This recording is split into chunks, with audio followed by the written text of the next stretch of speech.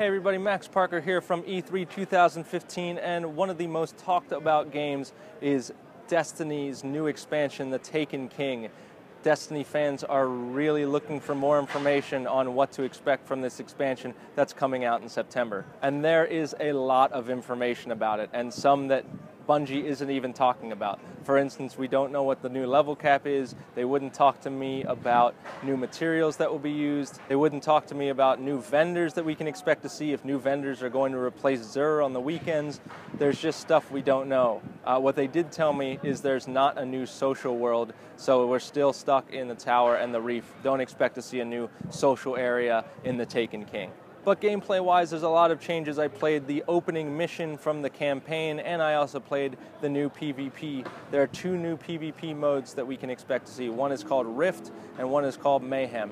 Rift is Capture the Flag. Capture the Flag is finally coming to Destiny, but it's not the standard Capture the Flag you'd expect. They are making some changes to the typical Capture the Flag formula. It's 6 on 6, and there's an orb in the middle of the map.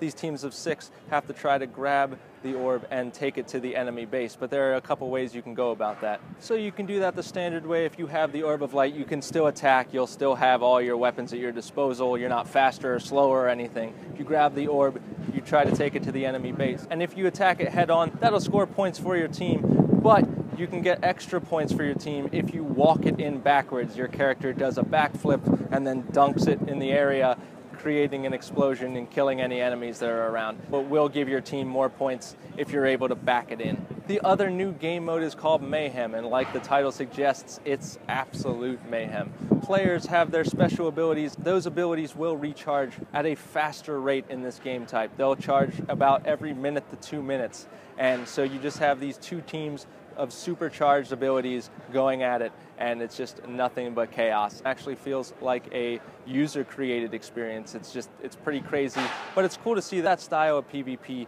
coming to Destiny. I was able to get some information on what weapons to expect. I caught some screenshots of the new legendary weapons. Now those aren't complete. They don't have the full stats. Some of the elements are placeholders, but you can take a look at what sort of we can expect from these weapons. I got a picture of a hand cannon, a new rocket launcher, shotgun, and some of the new gear that we can expect to see in The Taken King. Check it out.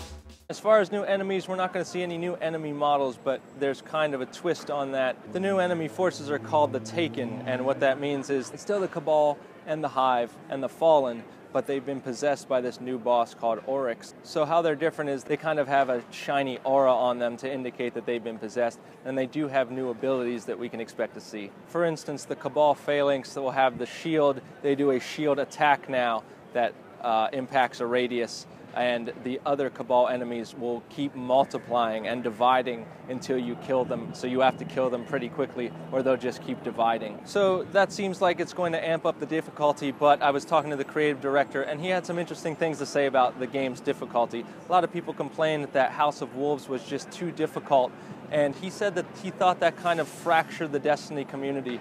And he said they're putting in place some things to really unite the players rather than fracture it. So I asked him to elaborate on that and what he meant by that, or what changes we can expect to see to make it a little easier, and he was a little tight-lipped about that. So I guess we'll have to wait and see in September when it finally comes out. So the new expansion looks like it's adding a lot. Is it enough to justify the $40 price tag?